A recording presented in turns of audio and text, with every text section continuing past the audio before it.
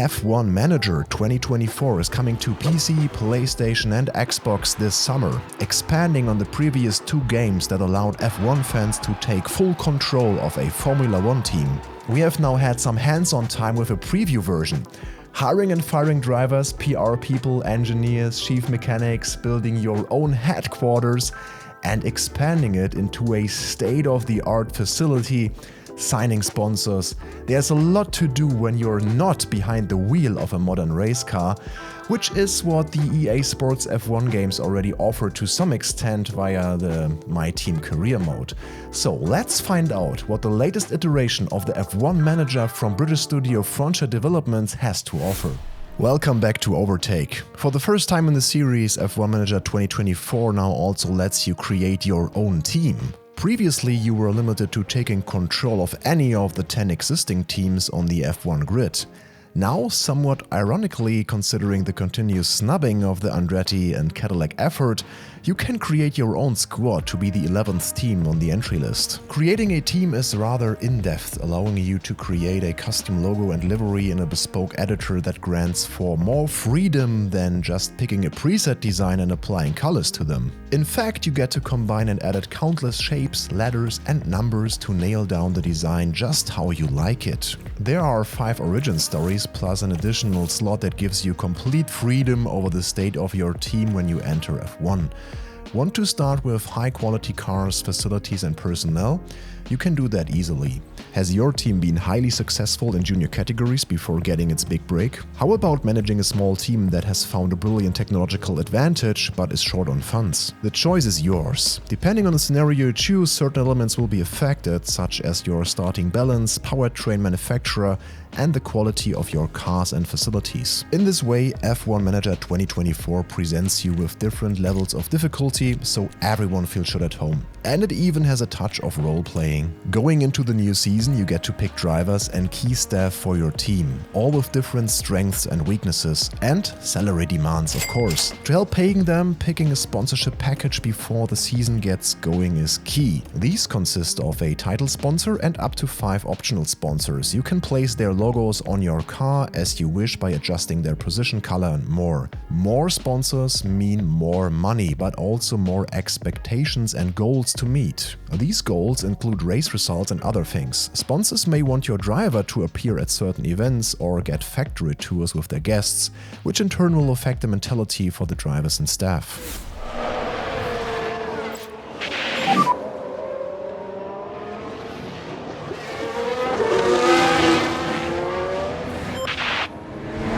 This mentality system is brand new and affects not only your drivers, but also any other staff you hire for your team. Because they all have different personalities, what makes them happy or unhappy can vary greatly from person to person. Keeping everyone as happy as possible is the key, but not always easy. We at Overtake also try our best to keep you happy and informed with our uploads and daily articles.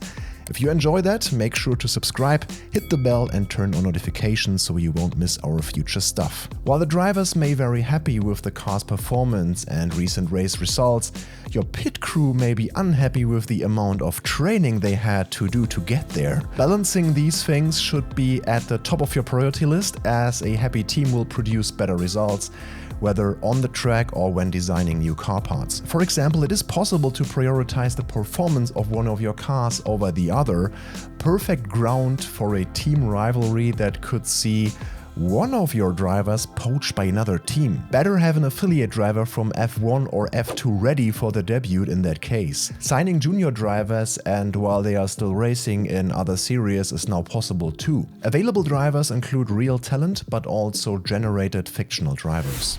Meanwhile, the Onrack portion of F1 Manager 2024 has seen another key addition.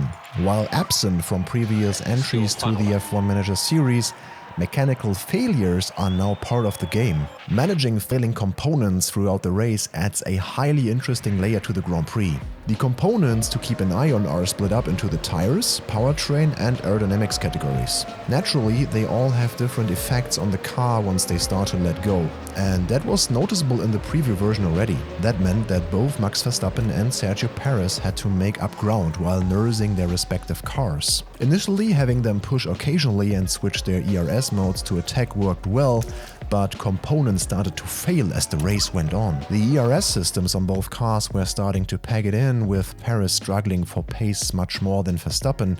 However, Checo's car seemed to fail much more gradually than Verstappen's. As the Dutchman was fighting for a podium spot, the ERS became barely usable with about 15 laps to go.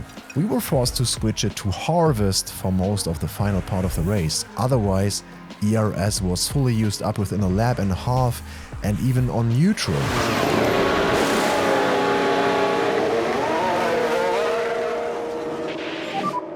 Bring these tyres in nicely. White line on the exit. In the end, Verstappen somehow dragged the car home in 5th, with the ERS system at 0.7% health. Perez fell back further at the end, only managing to finish in 16th. Still, considering the starting positions and the state of the components, P5 felt like a success in the race. Tyres in a good window. That was the checkered flag.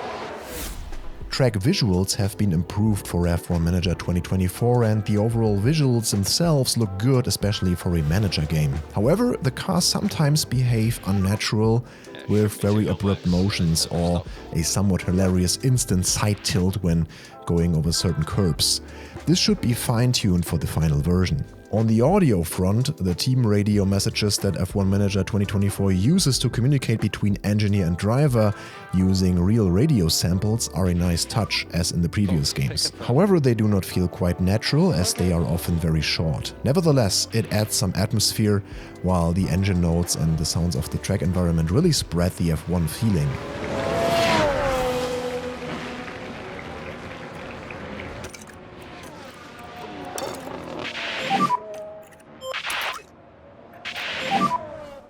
For Infomax, we are not fuel limited. We are not fuel limited.